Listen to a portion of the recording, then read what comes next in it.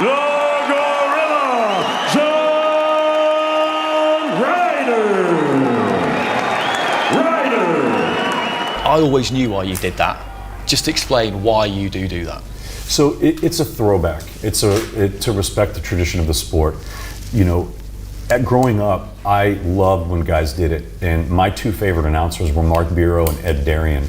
And they didn't really do the huge fights. They were kind of, you know, the mid-level guys, but they were great announcers, and they would repeat the surnames. And I always loved it as a kid. It was one of those things, you know, I grew up watching the fights and loving the fights, and hearing that, just the music sounded correct to me.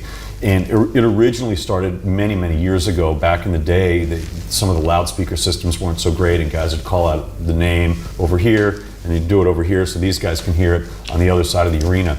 And it's funny, like even in New York, like I did a fight one time in the Bronx. It was at least 15 years ago, and the DJ, you know, only got paid for a couple, you know, certain number of hours, so he left. So I was out there with no sound system, and I was calling the names and doing the last names. So I actually had to do it for that. But I've always done that. I like that. I like the tradition of the sport. It's one of the things that I love about it.